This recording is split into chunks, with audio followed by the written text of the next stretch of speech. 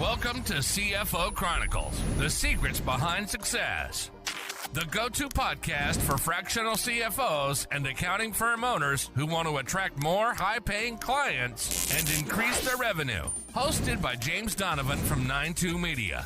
This podcast dives into marketing strategies specifically designed for lead generation and client acquisition. In each episode, you'll hear from industry leaders sharing their success stories and expert tactics to help you sign more lucrative clients and grow your business.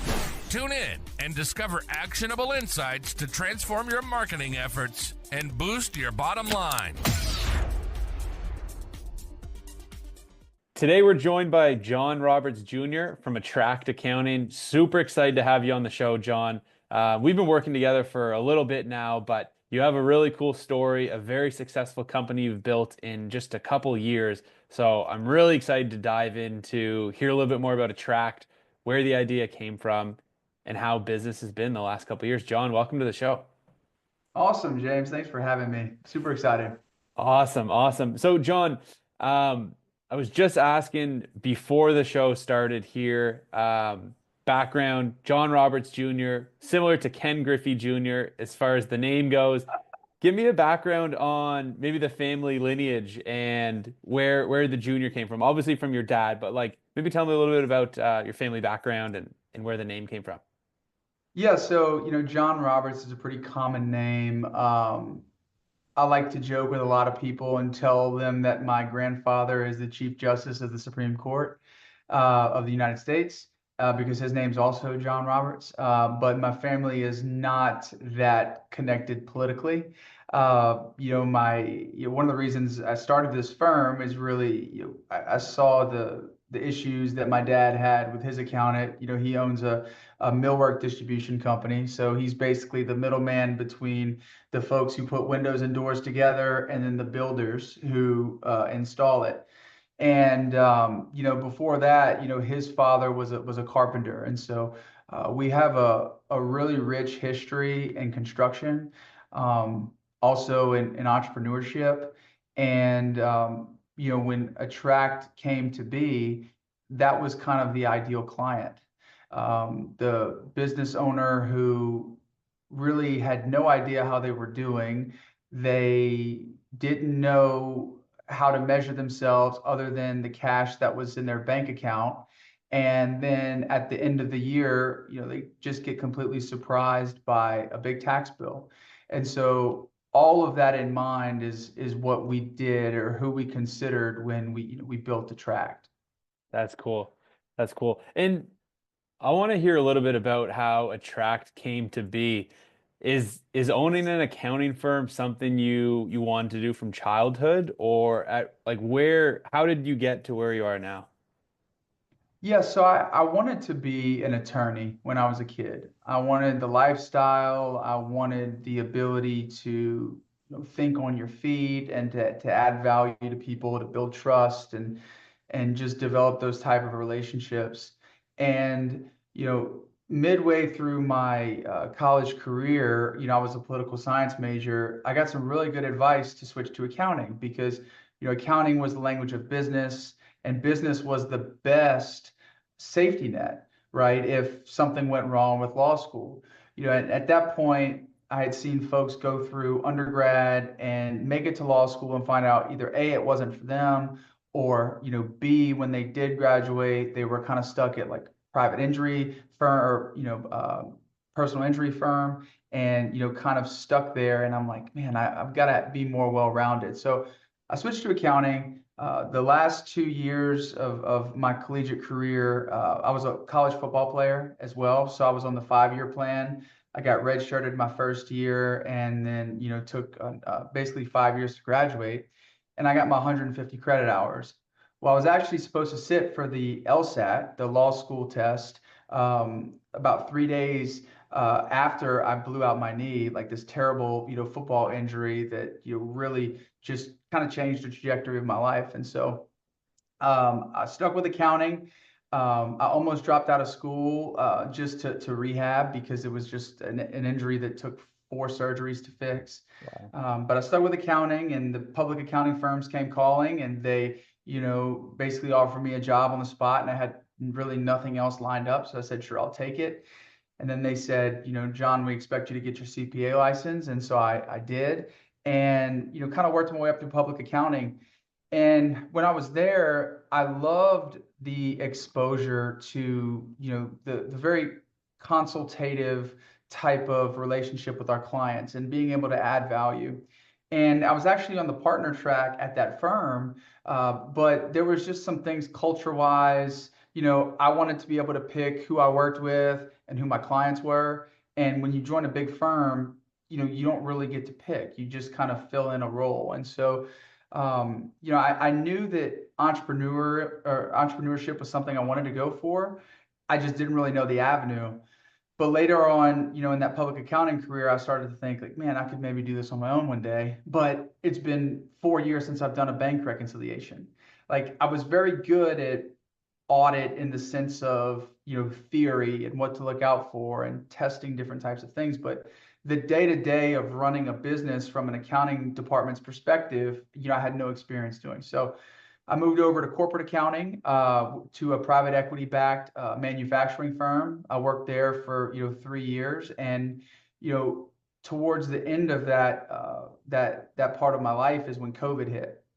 And so COVID really allowed me the opportunity to kind of reassess like where my life was going. Did I feel like I was using my skills to the best of my ability?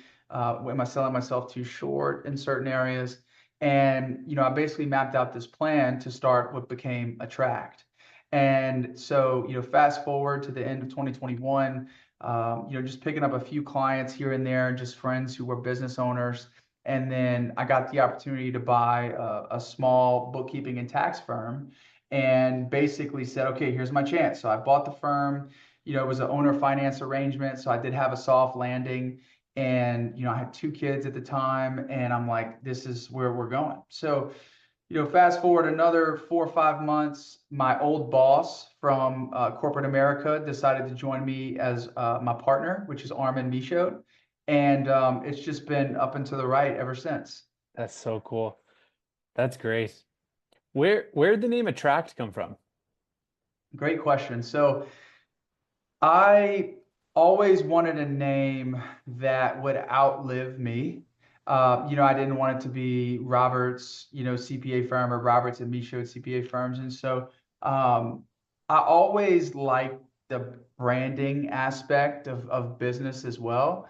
And, I used to joke that I wanted a name that was just one word that everybody knew, like Beyonce, you know?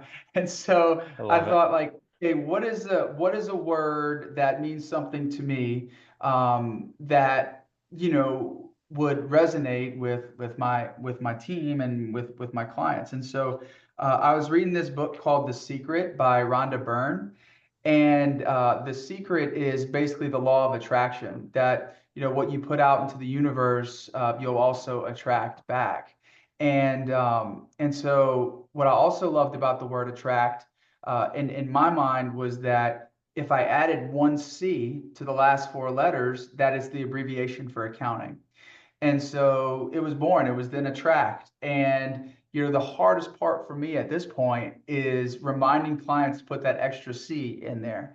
And so anytime, I'm giving my email address, I'm like, it's Attract with 2 C's. And they're like, wait, because there's 2 T's, blah, blah. But once they get it, they really appreciate it. And I just wanted to exude the thought and the energy that, we have a very specific goal, and that's to help people. And the way you help people is by putting yourself out there, and then being attractive. And so that's where Attract came from. That's so great. It's interesting you talk about the 2 C's in the name, because for us, I would probably choose a new company name or a new domain if I would have known how many people would spell it wrong. Every time I go to give my email address, it's like, no, it's not the letters, it's spelled out NINE, but people are still putting the numbers in. It's like, should have picked an easier email address. I would love to hear about like where all of the success came from for you, but maybe what was hard at the start? Because you guys are a really new firm, but you're crushing it. But I can't imagine it's always just been like, hey, I got into business and boom, we're making a ton of money and profit margins are awesome. Why didn't I do this earlier? What was some of the stuff in the earlier days, or maybe some stuff you're going through now as you grow that you're like, man, this business thing is hard?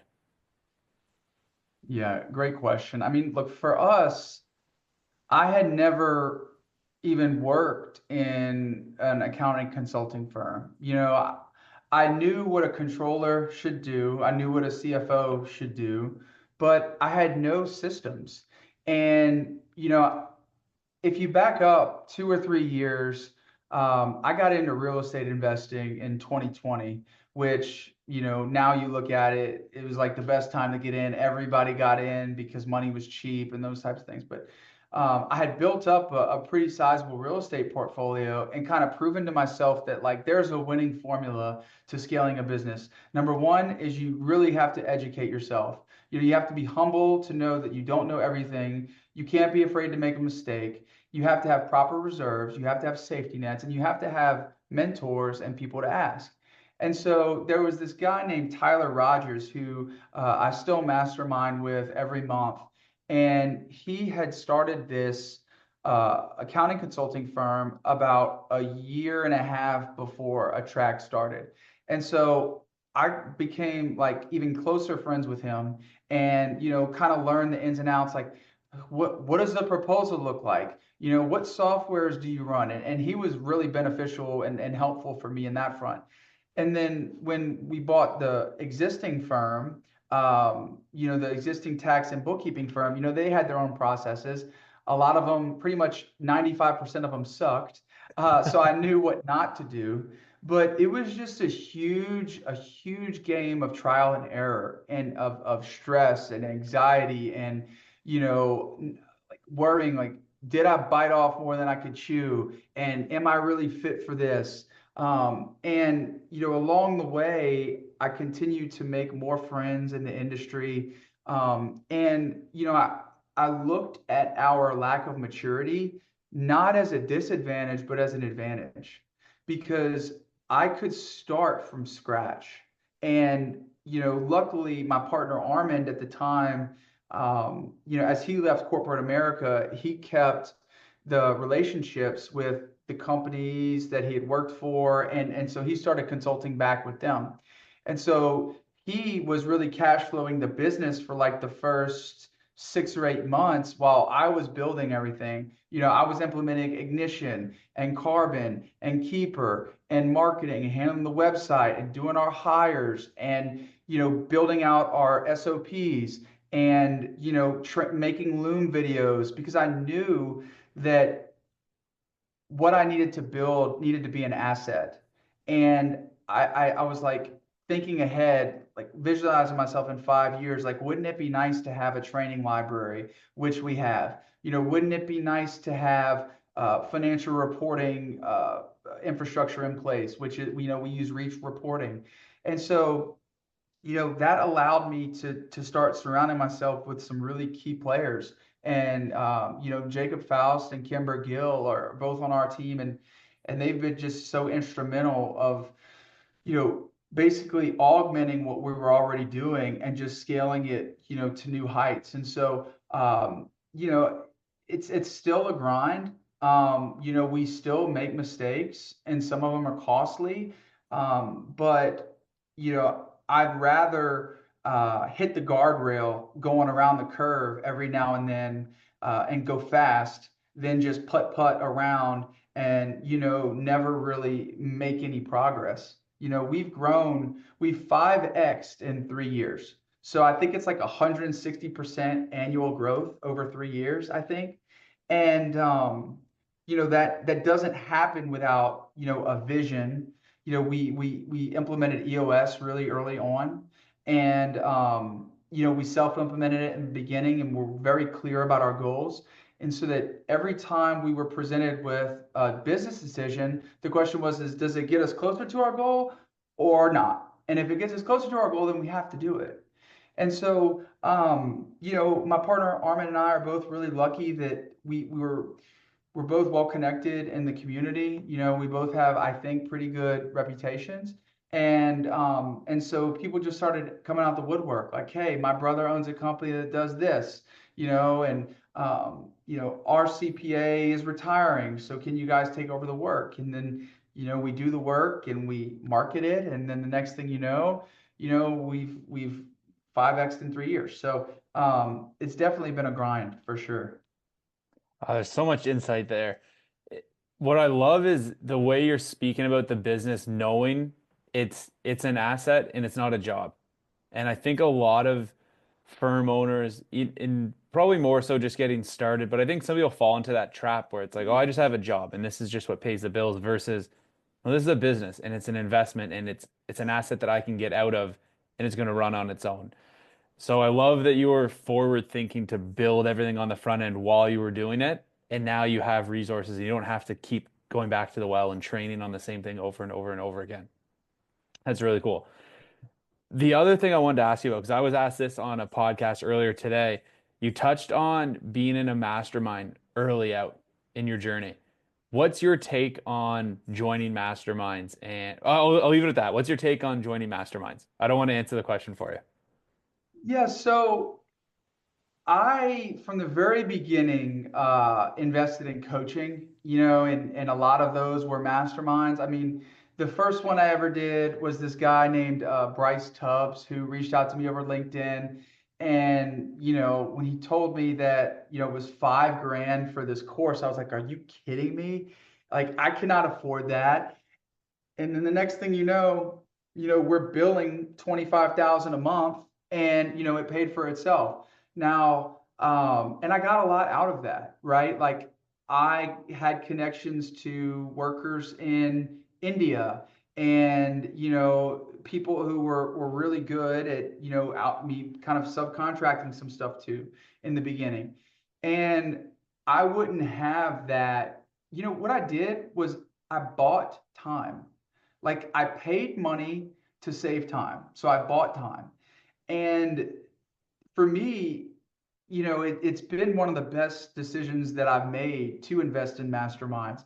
After Bryce Tubbs, then I went to, well, I kind of self educated myself from Rob Nixon's group. In fact, I mean, I've got the book right here. And I mean, Rob, if you're watching, everything's highlighted and I've So got, good. notes in there, and so I took this course, and then I took the Summit CPA course, which was like the best 5K that I've ever spent. And then I invested in Jackie Meyer's tax plan IQ mastermind. And now I'm in a mastermind with Brandon Hall, and 30 or so of like the leading like CPAs and accounting consultants in the nation.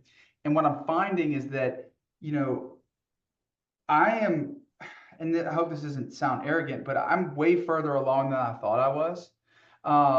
And being in masterminds not only lets me learn from others, but also gives me a little bit of validation that, like, what I'm doing is right. And so I love masterminds. I'm quick to turn them off though if they don't work. And the same goes for coaching. I mean, look, there's a season for coaching.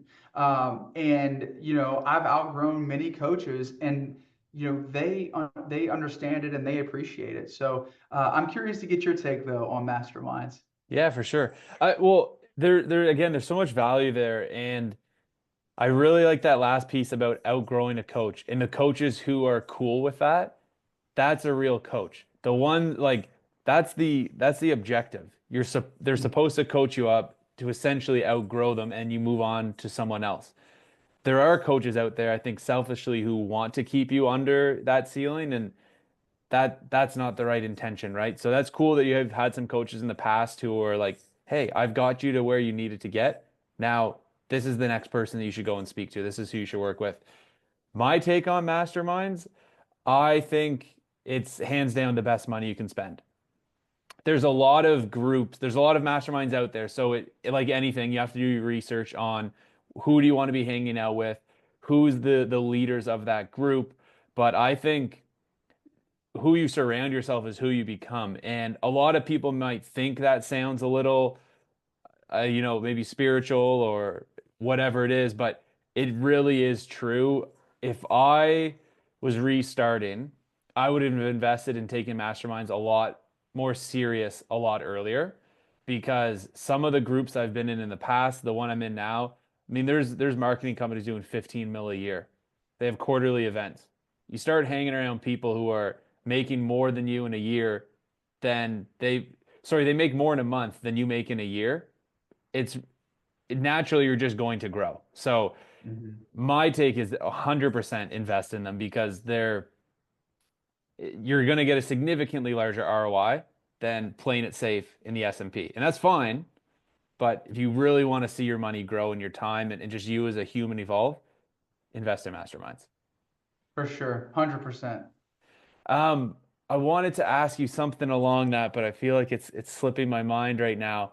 But John, maybe tell me quickly about some of the most recent wins that Attract has been able to be a part of with your clients. Like, what's the things that you guys get super pumped up about that you share with the team, and you're like, man, what we do is sick. Yeah. So it kind of plays on what you had just said about kind of graduating coaches, right? And those coaches, um, basically turning you over to someone, who can service them better. For us, that might mean, look, we got your company so big that now you need to hire a full-time CFO, right? You can afford a 200K a year plus CFO, and that's a win, for us. So we've had, one or two of those, which is awesome because, we took them from making, 150K a year to then making 850 a year, and now they can afford that, right? And luckily, we're still on board. We just kind of report to the CFO now instead of to the owner, but they're able to build an asset more, around that CFO. I like when our clients exit their companies. We have one client who just sold for the valuation was 70 million. Is that And good? they sold a portion of it to private equity. That was so cool for us because their books were a mess when we took them over. And the private equity guys were even like, you guys know what you're doing. Well, yeah, we've got experience that spans public accounting, private equity, publicly traded companies. Like we know what we're doing. And so helping them exit there. I've got one roofing company that just got a LOI for 8.5 times EBITDA, which is just crazy from a roofing EBITDA multiple perspective, right? And so those are all really awesome things. Another win that we've had recently, because I close most of the deals, but our reputation is such that someone comes in the door and someone on my team closes them. And there's some clients now who I don't even know. And that's really the goal of all of us as business owners, right? Is for the business to operate efficiently without us being involved in every piece of it. And so that's going great. We've developed relationships with clients that are very nurturing. Like, we'll have a new employee on our team, and I'll get with the client, or someone on my team will get the client and say, look, this guy's new. We've prepped him for this meeting, but he's going to lead the meeting. So, take it easy on him, understand what we're trying to do, because at the end of the day, everybody wins the better our team is, Yeah. right? And so, we've continued to grow. And, I don't know when this is going to be aired, but I'll just go ahead and say it. Uh, we got voted the best accounting firm in Baton Rouge, which is where we're at, That's Louisiana, so cool. and we won first place. And so we're a 3-year-old firm. We beat all of the biggest firms. The regional firms who have just sold out to private equity. We beat them, and it was really cool for us to again get validated through that our clients cared so much that they would vote for us and continue to vote. And so we've had a lot of wins, and we just want to keep it going. Congratulations on that award. Because I just saw you guys post online the other day as well about your 3-year anniversary. So is a track like winning that award, being where you guys are at now, is this something you ever could have imagined 3 years ago when you started? I knew it was going to be good. I did not think that it would happen this quickly. Um, but that's really just a testament to my team because like alone, I could have never done it this quickly. But when you have, 12 to 15 people all pulling in the same direction, all live by our core values, all willing to go the extra mile, it's really amazing what a team can do. And we were very intentional about who we hired, what does the interview process look like? You know, putting them really through the ringer because we have the ability to pay them on top of market, but it's not all about the money, right? It's like getting a team environment and me as a leader to not always wear my heart on my sleeve and to be compassionate when I need to be and be empathetic but also be someone with a clear vision. And when I can sit in a meeting or an interview with a prospective employee and hand over my 40-page business plan that I hand wrote, every goal we've ever hit or every goal we've ever set, we've hit. And so it builds this level of trust with our team to know that, like, look, they can trust us, and then they've shown us that we can trust them. And so when you have a team that just trusts each other and is, again, willing to go the extra mile, you can't coach attitude and effort. You can coach skills and teach skills, but I would rather hire, you know, someone who has a lot of give a damn and less skills because you can't teach give a damn, right? Like you can teach skills. And so for us, having that culture and that energy in our company then rubs off to our clients because they like the high energy. They like the um, ability to ask a question and not feel stupid about it, right? Like Yeah. we want our customer, our team, and our clients all to be very comfortable. So. Great. I got two more questions for you, John. What's next for Attract? What's on the horizons now? Well, yeah, so our goals are to double in the next 3 years. So we set that goal at the end of 2024. So by the end of 2027, our P&L is just going to be where it's at now, times two. Okay. Um, we are expanding into different markets, which is really exciting. Um, we're investing a lot into marketing and, getting a reach that's outside of our region. And, we want this to be a place that people like to continue come to work and be happy and, just give more opportunity for our team to, increase their value at work and make more money and just basically be happier by getting more time and spending it with their family and the people that they love. So that's, I think, what's next for us, at least in the short term. Awesome. Awesome. And then last question for you, John. What advice would you give to other entrepreneurs out there? Oh man, I'd give a lot of advice. I think the main piece of advice is you have to first believe it yourself before anybody else will believe in you. And the way that you believe in yourself is you make small promises to yourself and then you fulfill them. So I promise myself I'm going to wake up early tomorrow and then you do it. And then you promise yourself that you're going to, step on the treadmill for 30 minutes and you do it. And then you promise yourself that you're going to eat healthy and you do it. And then you make promises to your wife and to your kids and you do it. And that builds confidence in knowing that you will do whatever you say you're going to do. And then with that confidence comes then mentors. And then they start telling you what you're capable of doing. And then you start believing it.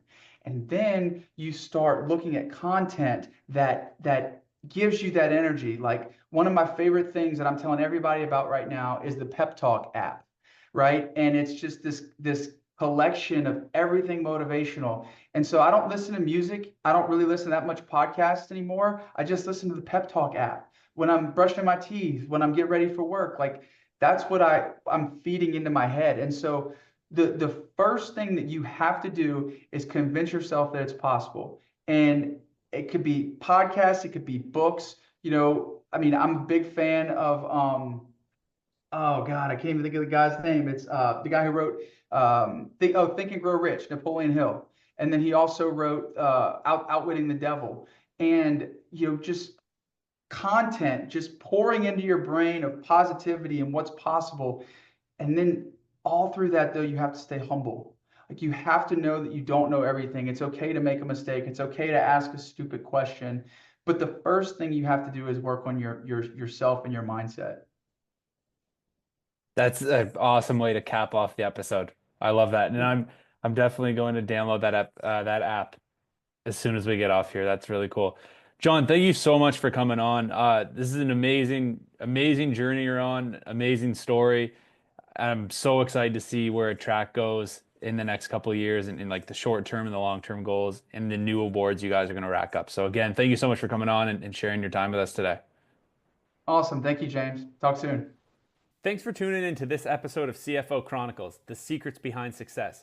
I hope you found value in today's conversation. As we wrap up, I'd love for you to do two things. First, make sure to subscribe to this podcast so you don't miss any future episodes. If you enjoyed today's discussion, please rate and review the show. It helps others discover the insights we share here. Second, if you're ready to take your business to the next level and attract the high-end clients you deserve, head over to accountingleadsnow.com or click the link in the show notes to book your strategy call. It's time to position yourself as the advisor your clients need. And don't forget, you can connect with me on LinkedIn to stay up to date on what's happening in the world of accounting and financial growth. We've got exciting topics coming up, so stay tuned for the next episode of CFO Chronicles. Until then, keep pushing forward. Your growth is just one strategic move away. Thanks for listening to CFO Chronicles, the secrets behind success. We hope today's episode provided valuable strategies to help you attract more high-paying clients. Be sure to subscribe, follow, and share with fellow professionals. Connect with us on LinkedIn and leave a review or comment to join the conversation. Your feedback helps us bring you the best insights in finance and marketing. Until next time, keep striving for success and unlocking your business's potential.